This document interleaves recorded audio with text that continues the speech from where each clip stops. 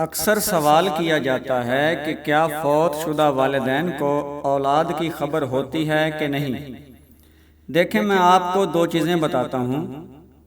ایک تو یہ کہ والدین کے بارے میں پہلا خیال تو یہ جاتا ہے کہ کیا انہیں پتہ ہے کہ کون کیا کر رہا ہے، کس کی شادی ہوئی، کس کی نہیں ہوئی، یا مرنے والے ان چیزوں سے باخبر ہیں یا نہیں۔ یہ ایک معاملہ ہے۔ حدیث مبارکہ میں جو ذکر آتا ہے وہ اس طرح آتا ہے کہ حضرت ابو ایوب انصاری سے روایت ہے کہ رسول اللہ صلی اللہ علیہ وآلہ وسلم نے فرمایا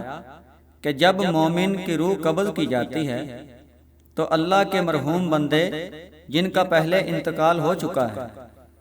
اس فوت ہونے والے سے آگے بڑھ کر اس طرح ملتے ہیں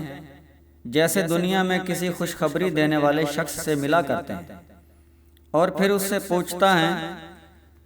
کہ بھئی فلاں شخص کا کیا حال ہے، کیا فلاں نے نکاح کر لیا ہے؟ پھر اگر ایسے شخص کا حال پوچھتے ہیں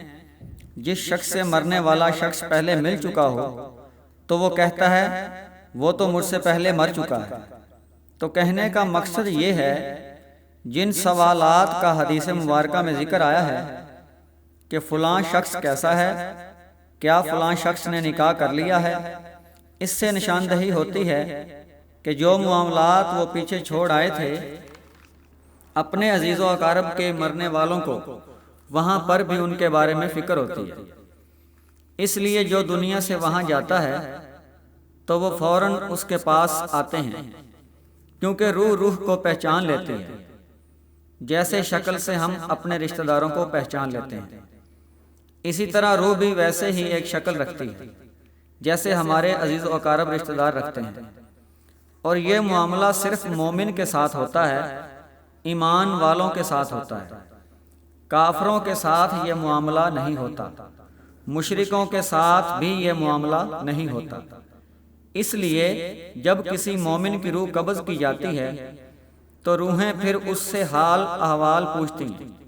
کہ ہمارے پیچھے دنیا میں کیا معاملہ ہے، تو وہ انہیں بتاتا ہے۔ اسی طرح مرنے والوں کو ہمارے حال کی خبر ہوتی رہتی ہے کہ کون مر گیا ہے، کس کے بچے ہوئے ہیں، کس کی شادی ہوئی ہے، کس نے نکاح کر لیا، کون کس حال میں ہے، کس کے ساتھ کیا معاملہ ہے۔ تو اس طرح مرے ہوئے لوگوں کو خبر ہوتی رہتی ہے، ہمارے حال احوال سے ان کو واقفیت ہوتی رہتی ہے۔ اب نبی صلی اللہ علیہ وآلہ وسلم نے یہ بھی ارشاد فرمایا کہ تمہارے اعمال تمہارے رشتہ داروں اور خاندان والوں کے سامنے آخرت میں جو عالم برزخ میں ہیں ان کے سامنے پیش کیے جاتے ہیں۔ تو رشتہ دار اور خاندان والوں میں ماں باپ بھی شامل ہیں، چاچا بھی، چچی بھی، نانا بھی، بہن بھائی، سب رشتہ داروں میں ہی شامل ہیں۔ تو اس سے یہ بات بھی ثابت ہوتی ہے کہ عالم برزخ والوں کو ہمارے عملوں کے بارے میں بھی پتہ چلتا رہتا ہے۔ صحابہ کرام اکثر دعا کیا کرتے تھے کہ یا اللہ ہمیں ایسے اعمال سے بچا جن کی وجہ سے جو ہم سے پہلے جا چکے ہیں ان کے سامنے ہم شرمندہ نہ ہوں۔ مزید رسول اللہ صلی اللہ علیہ وآلہ وسلم فرماتے ہیں اگر تمہارے نیک عمل عالم برزخ والوں کے سامنے پیش ہوں تو وہ خوش ہوتے ہیں۔ اس لیے جب ہم دنیا میں نیک عمل کرتے ہیں تو عالم برزخ والے جو ہماری پیاروں کی روحیں ہیں ان کو سکون ملتا ہے اور خوشی ہوتی ہے، اور خوش ہو کر وہ کہتے ہیں کہ اے اللہ تیرا فضل اور رحمت ہے، اس کو اسی پر موت دینا